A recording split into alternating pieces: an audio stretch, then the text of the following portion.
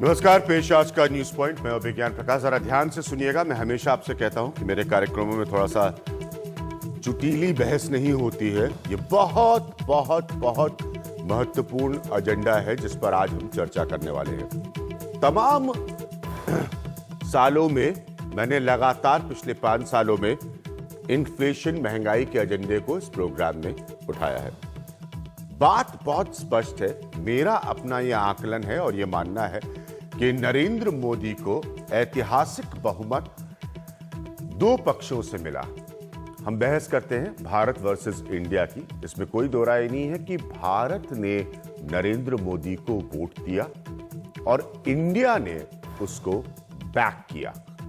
India में आरोप यह भी लगा, इंडिया इंक ने नरेंद्र मोदी को बैक किया। अब सबसे बड़ा दौर नरेंद्र मोदी की चुनौती का शुरू होता है। वो इसलिए शुरू होता है क्योंकि लोगों में गुस्सा और नाराजगी कांग्रेस के खिलाफ मूलतः 2 बड़े विषयों पर घेर कर उनको नरेंद्र मोदी के करीब ले गई।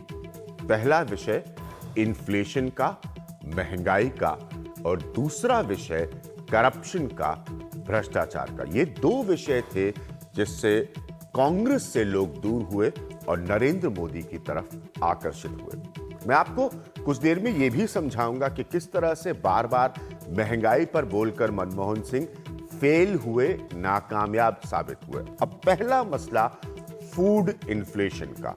खाने की चीजों में जो महंगाई होती है उसको रोकने के लिए नरेंद्र मोदी का एजेंडा क्या कह रहा है, जरा ध्यान से सुनिए।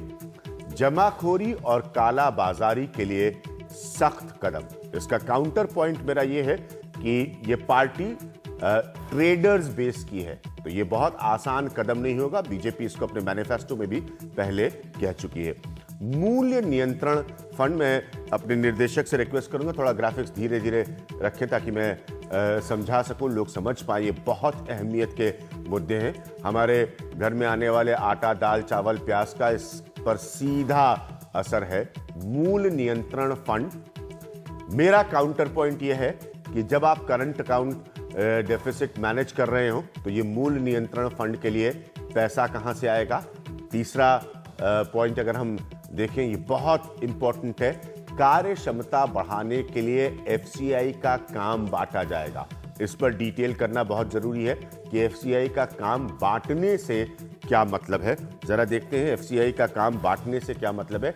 एफसीआई में खरीद, स्टोरेज और वितरण के अलग अलग विभाग होंगे। इनमें एक शब्द जो यहां पर है स्टोरेज, उसको लेकर व्यापक राष्ट्रीय बहस हो चुकी है। यह भी वो मसला है जिस पे मनमोहन सिंह की सरकार फेल होती हुई नजर आई। और आप सबको याद दिलाना चाहूंगा कि जब एक समय पंजाब में पड़ा अनाज सड़ रहा था तो देश की सुप्रीम कोर्ट ने कहा था कि आप इस अनाज को गरीबों में क्यों नहीं बांट देते। स्टोरेज की जो क्षमता है इस मुल्क में, वो एक बहुत बड़ी समस्या है। कृषि बाजार विकसित करना, एक नेशनल एग्रीकल्चर मार्केट बनाना, अच्छे विजन की सोच है, लेकिन क्या ये एक व्यापक राष्ट्रीय मंडी आप तुरंत तैयार कर सकते हैं? ये मेरा काउंटर पॉइंट है।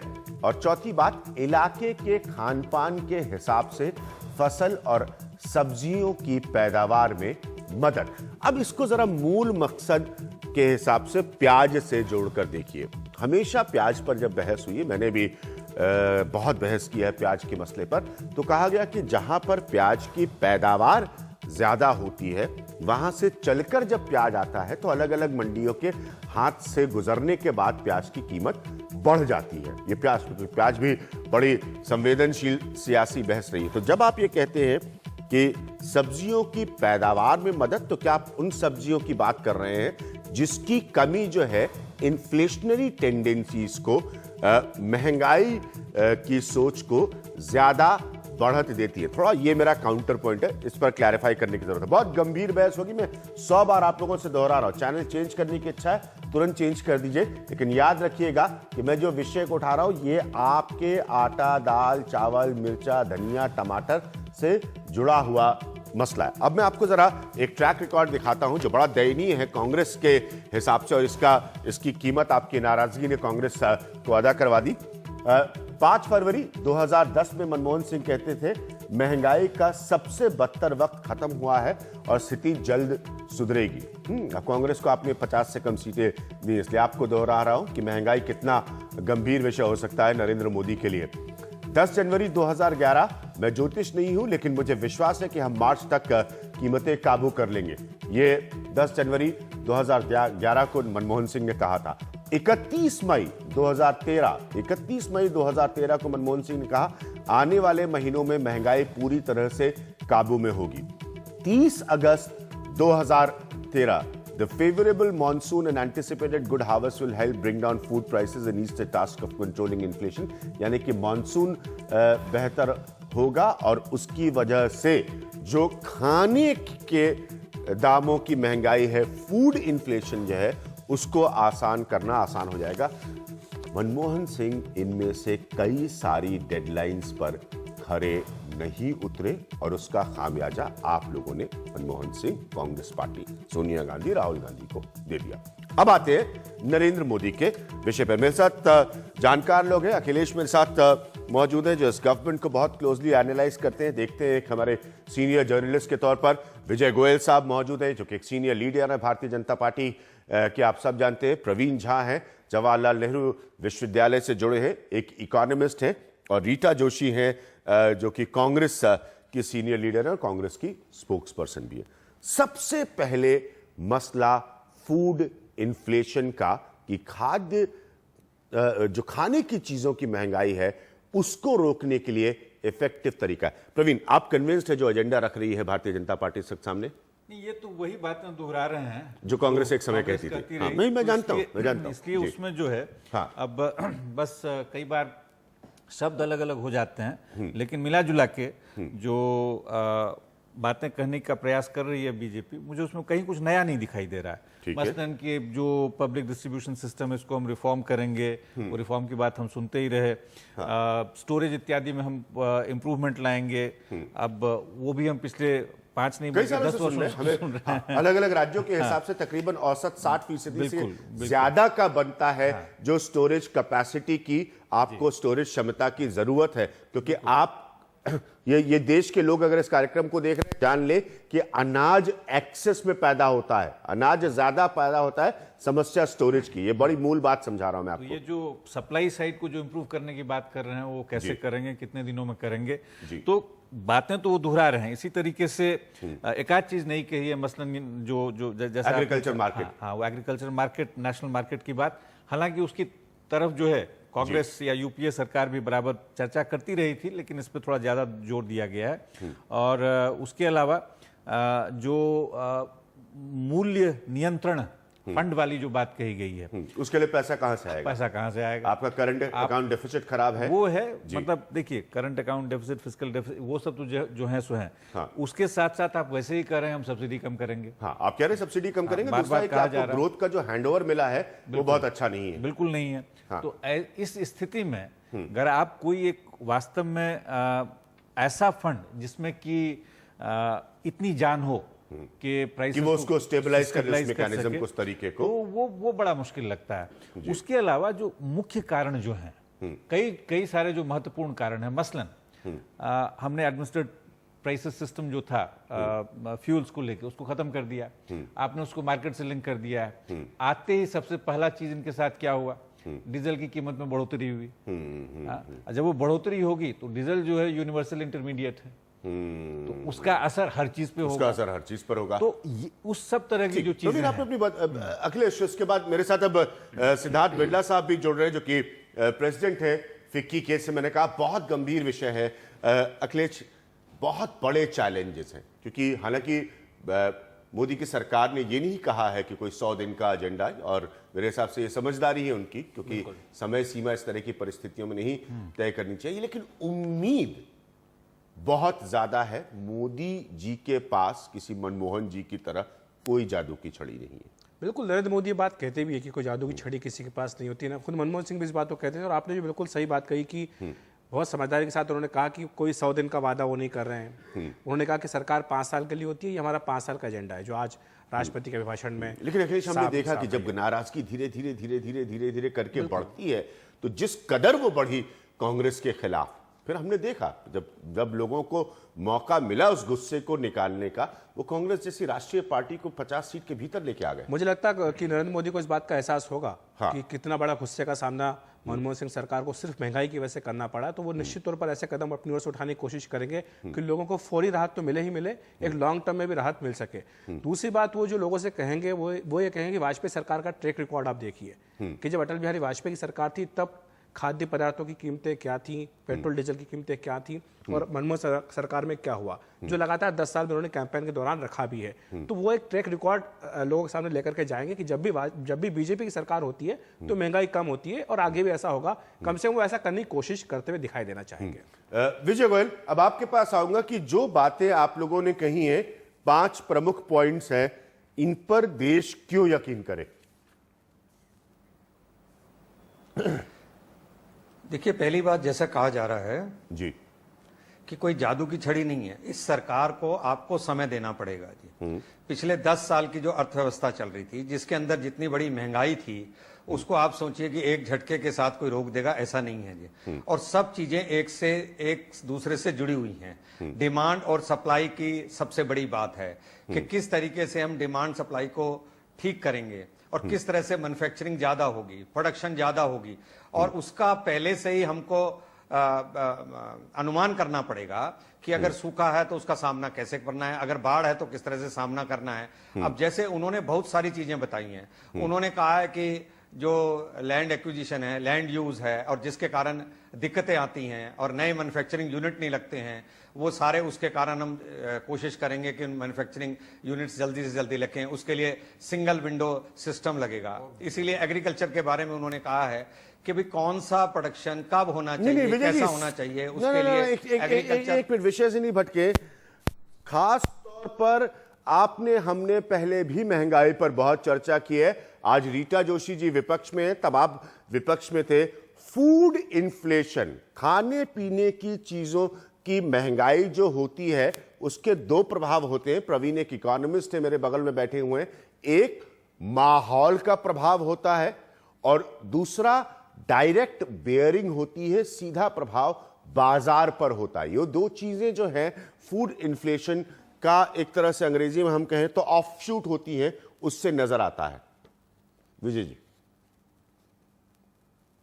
देखिए, सबसे बड़ी बात यह है कि जैसा कि आज एफएम ने भी कहा कि कमोडिटीज लॉस को रिव्यू करेंगे, होर्डिंग एंड ब्लैक मार्केटिंग को हम समाप्त करेंगे, ये जो गोडाउन्स के अंदर जो अनाज सड़ रहा है उसके बारे के अंदर पॉलिसी बनाएंगे।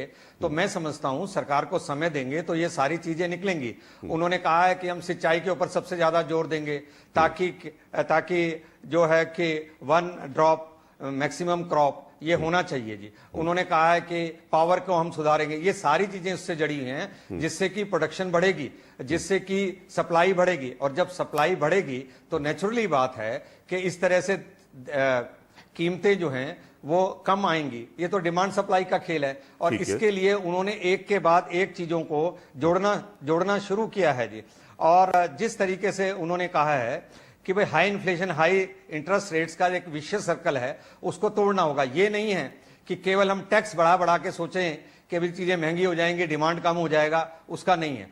तो मैं समझता हूं कि कुल मिलाकर ये जो सारा सर्कल है, ये कोई एक चीज से नहीं होगा, बल्कि सारे सर्कल से ये ठीक होगा, जिसके अंदर प्रोडक्शन और सप्लाई हमको लोगों को बढ़ानी पड़ेगी। हमारा पीडीएस डिस्ट्रीब्यूशन जो है वो सब ठीक करना होगा, और उसके अंदर जो समय लगेगा वो लगेगा। इसीलिए उन्होंने कहा है कि वो 100 दिन की बात नहीं कर रहे हैं। ठीक है रीटा जी, जो बातें आपके प्राइम मिनिस्टर जो तब थे मनमोहन सिंह ने कही, और अब ये बात रिकॉर्ड पर है, सबूतों के साथ, तथ्यों के साथ मौजूद है कि जब उन्होंने कहा महंगाई कम करने के बारे में, ऐसा नहीं कि कोशिश उन्होंने नहीं की होगी, लेकिन वो नहीं कर पाए। अब हम जो प्रश्न पूछ रहे हैं भारतीय जनता पार्टी से, वो आज सरकार में है, कि वो क्यों ऐसा कर लेंगे, आपको लगता है? देखिए, मैं सबसे पहली बात तो ये कहना चाहती हूँ कि पूरे चुनाव के दौरान मोदी जी ने एक ही बात कही कि इनको आपने 60 साल दिए, मुझे 60 महीने दीजिए, यानी 5 साल का एजेंडा। हमने सोचा था कि राष्ट्रपति के अभिभाषण में 5 साल का एजेंडा आएगा, पर उन्होंने उसको 10 साल का एजेंडा बताया। और मुझे लगता है कहीं बच निकलने की कवायद थी वो कि हम 10 साल में घर देंगे, 10 साल में छत देंगे, 10 साल में बिजली देंगे, तो इस तरह की बात करने से लगता है कि वो जो है टाइम फ्रेम को जीतने की कोशिश कर रहे हैं। जहाँ तक महंगाई का प्रश्न है, कोई ठोस आज कोई प्रपोजल या कोई बात राष्ट्रपति के अभिभाषण में मैंने नहीं सुनी। एस्मा को स्ट्रिक्टली इम्प्लीमेंट करेंगे, तो एस्मा तो पहले भी था, सारे ही खाद्य मंत्रियों को बुलाकर हमारे प्रधानमंत्री जी ने कई बार एस्मा लगाने को कहा। फेडरल स्ट्रक्चर है, स्टेट गवर्नमेंट्स के पास होता है। तो मैं ये समझती हूँ कि इसके अलावा उन्होंने जो प्राइवेट सेक्टर पे बहुत ज़्यादा जोर डाला है अपने अभिभाषण में, और पब्लिक सेक्टर बारे में कुछ नहीं बोला। हमने ये भी नहीं सुना कि जो कांग्रेस के या यूपीए की जो जन कल्याणकारी और गरीबी उन्मूलन के कार्यक्रम थे, जैसे मनरेगा था, अन्य थे, उनका ये क्या करेंगे उस पर इन्होंने अपना विचार नहीं रखा। तो मैं ये समझती हूँ कि कहीं ना कहीं जहाँ तक विदेश के साथ व्यापार का सवाल है, फुल FDI 100% FDI आपका डिफेंस में, ऊर्जा में, इंफ्रास्ट्रक्चर में FDI को बढ़ावा देना। तो जब इतना सब FDI बढ़ेगा तो निश्चित रूप से प्राइवेट सेक्टर में जाएगा तो दाम भी बढ़ेंगे। तो आपको सुनाई दे रहा है? जी, मैं वापस आने की कोशिश करूंगा। थोड़ी सी दिक्कत हो रही है आपको सुन पाने में रीटा जी, मैं माफी चाहूंगा। मेरे साथ सिद्धार्थ बिरला, बहुत सीधा सा पॉइंट है यहाँ पर, फूड इन्फ्लेशन, खाने पीने की चीजों की महंगाई, और मैं माफी चाहूंगा विषय से भटक रहे हैं लोग, उसको कंट्रोल करने के लिए जो बातें भारतीय जनता पार्टी के मैनिफेस्टो से निकलकर राष्ट्रपति के अभिभाषण तक आई हैं, क्या वो आपको कन्विंस करती हैं?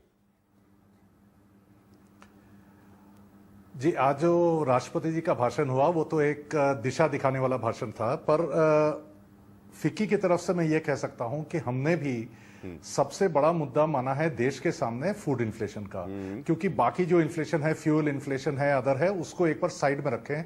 वो कई चीजें अपने फैक्टर्स के अपने कंट्रोल के बाहर हैं फैक्टर्स।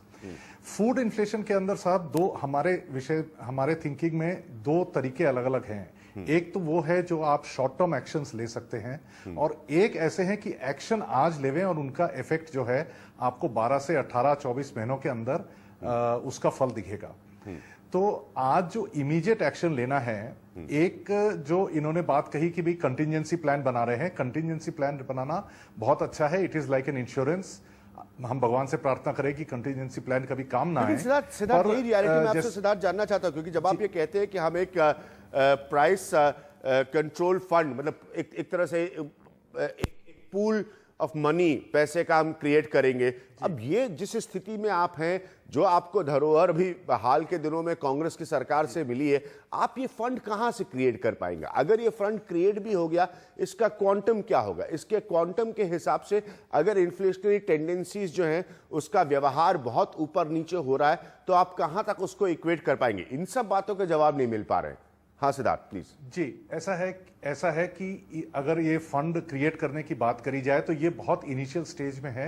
ये फंड कैसे बनेगा, कैसे ऑपरेट होगा, इस चीज को देखना है। परंतु अब जो शॉर्ट टर्म की हम बात कर रहे थे और कंटीजेंसी प्लान को साइड में रखें, एक हमारे यहाँ collection of real time data थोड़ा कमजोर है, और डाटा अगर अलग अलग मंत्रालयों में देखा जाए तो डाटा है, पर उस डाटा को यूज करके किस तरह से हम कंट्रोल कर पाए, मैं आपको एक उदाहरण के तौर पे बताना चाहूंगा। जैसे समझ लीजिए, हम सीमेंट प्लांट की बात करता हूं, मैं सीमेंट बिजनेस में था पहले, तो सीमेंट प्लांट अपने से 300-400 किलोमीटर की एरिया जो उसकी मार्केटिंग रेडियस है, वहां पे हर एक मंडी पे सीमेंट के भाव का टच रखता था और डेली टच रहता था, और उससे लोग प्लान करते थे कि ये माल कहां किस मंडी में किस समय पहुंचाया जाए। आज इशू क्या है कि आप देख रहे हैं, 1 मिनट के लिए मैं प्याज का एग्जांपल लेता हूं जी। अगर 8 रुपए से 80 रुपए तक प्याज का रेंज देखा गया पिछले वर्ष में, साहब कोई भी चीज का दाम 10 गुना बढ़ भी नहीं सकता और 10 गुना वापस घट भी नहीं सकता, परसेंटेजेस में घट सकता है। इसका मतलब कि हमारी जो टोटल प्लानिंग थी चेन की, उसमें ब्रेकडाउन हो रहा था, माल ठीक से समय पे ट्रांसपोर्ट नहीं हो रहा था, और ये सब चीजें जब दाम बढ़ते हैं उसके बाद आपका एक्शन लेना बहुत कम इफेक्ट देगा। अगर हम कुछ भी, अगर 8 रुपए से 10 रुपए दाम हुए, से अग्री कर रहा हूं इसीलिए मैं कह रहा हूं कि ये नरेंद्र मोदी की सरकार के लिए बहुत बड़ी चुनौतियां होंगी। सही बात है, क्योंकि आपको उन मैकेनिज्म जिस पर की कांग्रेस की सरकार नाकामयाब रही है उनको आपको अभी फिक्स करना पड़ेगा। शायद हो सकता है आपको उतना समय नहीं मिल पाए। हाँ सिद्धार्थ, प्लीज अपनी बात पूरी करिए। जी। नहीं, वही हमारा वही पॉइंट था। देखिए अब जैसे कई लोगों ने बात कही कि भाई कांग्रेस ने नहीं किया, इसने किया। मैं किसी पॉलिटिक्स में नहीं जा रहा। हाँ। अब हम अगर 1 किलोमीटर की रेस दौड़ रहे हैं तो जो पहला आदमी दौड़ा धीरे दौड़ा, तो जो सेकंड आदमी दौड़ेगा तो वो अपनी स्ट्रेटेजी करेक्ट करके दौड़ेगा। और मेरे ख्याल में ये गवर्नमेंट ऐसा ही करने वाली है। पर इसमें मेरा कहना ये है कि इमीडिएटली जो अगले 3 से 6 महीने अगर आप देखें तो सबसे पहले अगर फूड इन्फ्लेशन देखिए 0 भी नहीं हो पाएगा, नेगेटिव भी नहीं हो पाएगा, पर जिस तरह की बढ़ोतरी देखी जा रही है, अगर उस बढ़ोतरी पर थोड़ी सी लगाम दी जाए और लगाम ला सके गवर्नमेंट, तो इसका इतना लाभदायक फायदा होगा। क्योंकि एक तो एकदम एवरेज इंसान जो है, लोएस्ट कॉमन डिनोमिनेटर को इसका फायदा मिलेगा। दूसरी बात यह है कि एक कंज्यूमर कॉन्फिडेंस वापस आएगा। और कंज्यूमर कॉन्फिडेंस तब आता है जब आपको लगता है कि इन्फ्लेशन में कुछ टेम्परिंग हो रही है। तब अगर आपके पास क्षमता हो कि मैं अगले महीने जाके माल खरीद लूं, पर अगर इन्फ्लेशन इस तरह से मार रहा है आपको, तो आप अगले महीने भी जो खरीदने वाले थे वो नहीं खरीदेंगे, आप अपना पैसा बचा के रखेंगे। तो इससे एक कंज्यूमर कॉन्फिडेंस वापस आएगा। कंज्यूमर कॉन्फिडेंस वापस आने से जो हमारी इंडस्ट्रियल ग्रोथ, और हम देख रहे हैं कि हमारी सारी डोमेस्टिक कैपेसिटी जो है करीब 70-80% पे चल रही है, तो जो डोमेस्टिक प्रोडक्शन ऑफ गुड्स है वो भी बढ़ेगा। तो ये एक अलग चीज है कि इससे इकोनॉमी को भी बेनिफिट मिलेगा।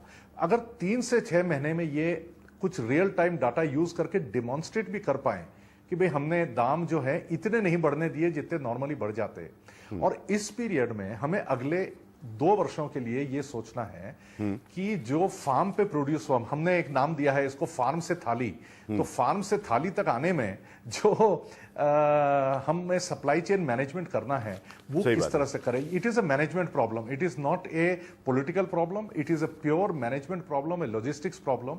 और तीसरा जो रियल इशू है कि हमारे देश में जो प्राइसिंग मैकेनिज्म्स हैं वो वेटेड हैं एक तरह के क्रॉप्स के लिए, यानी कि आपके सीरियल क्रॉप्स के लिए। सीरियल क्रॉप्स को आपने फूड सिक्योरिटी बिल के अंदर भी कवर कर लिया है। और आपने कहीं पर भी प्रोटीन फूड्स जो हैं, यानी कि fruits, vegetable, milk, meat, fish, और अगर आप रियली देखें तो सारा इन्फ्लेशन जो आदमी को मार रहा है वो इन एरियाज में है। इसका मतलब बेसिकली ये है कि देश में प्रोडक्शन स्क्यूड है, it is not matching with the consumption pattern of the country. तो ये चीज अगर प्लान करी जाए तो साहब मेरे ख्याल में 12 से 24 महीने में इसके रिजल्ट्स आपको देखने को मिल सकते हैं। सिद्धार्थ, इसी पॉइंट पर हम ले रहे हैं छोटा सा ब्रेक। सिद्धार्थ का ये मानना है, वो फिक्की को रिप्रेजेंट कर रहे हैं इस पैनल में, उनका ये मानना है कि आपकी समस्याएं जो है, यानी कि मौजूदा सरकार की, वो ज्यादा तंत्र से, सिस्टम से जुड़ी हुई हैं, तो उनमें वो एलिमेंट होना ज्यादा जरूरी, ये सियासी समस्या नहीं है। वापस आएंगे, हम बात कर रहे हैं फूड इन्फ्लेशन की, खाने की चीजों से होने वाली महंगाई की। बहुत महत्वपूर्ण विषय है। मैं वापस आ रहा हूं एक छोटे से ब्रेक के बाद।